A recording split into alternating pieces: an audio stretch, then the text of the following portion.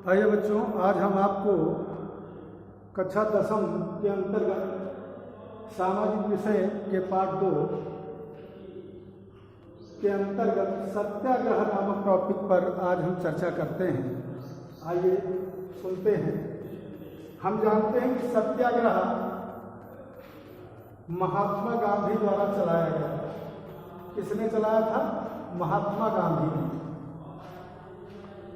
महात्मा गांधी ने चलाया था। इनका जन्म 2 अक्टूबर सन 1869 को गुजरात के पोरबंदर नामक स्थान पर हुआ था। गुजरात पोरबंदर। इनके पिता का नाम, इनके जो पिता थे, उनका नाम था करमचंद गांधी। ये राजकोट रियासत के दीवान थे। कहाँ के थे? राजकोट एक रियासत थी, स्टेट थी। राजकोट रियासत के दीवान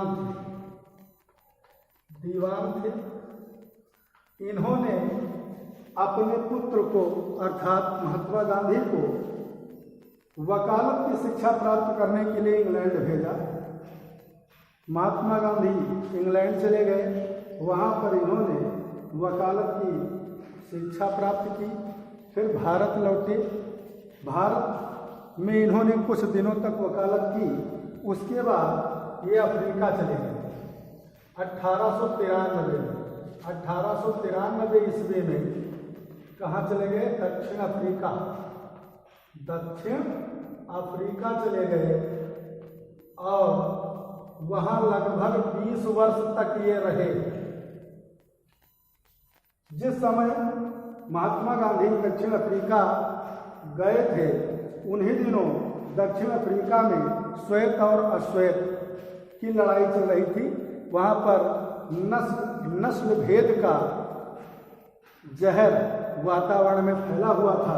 उसको मिटाने के लिए महात्मा गांधी ने सबसे पहले सत्याग्रह का प्रारंभ किया। वहाँ पर इन्होंने नस्लीय भेदभाव को समाप्त करने में अहम भूमिका निभाई। उसके बाद सन 1915 में ये भारत लौट आए। भारत लौटे। जिस समय ये भारत लौटे, उस समय हम सबको पता है कि हमारा देश भारत अंग्रेजों का गुलाम था। यहाँ पर आकर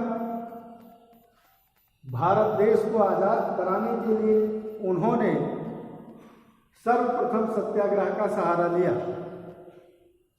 सत्याग्रह का शाब्दिक अर्थ है कि सत्य के बल पर आग्रह करना। गांधी जी का विश्वास था कि सच्चाई में बहुत बड़ी ताकत होती है।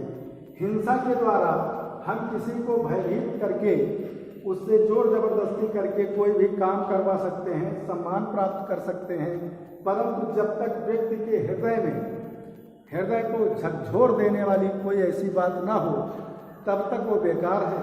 इसलिए इन्होंने अहिंसा के मार्ग का अनुसरण किया और इन्होंने भारत को आजाद कराने में इसी सत्याग्रह के बल पर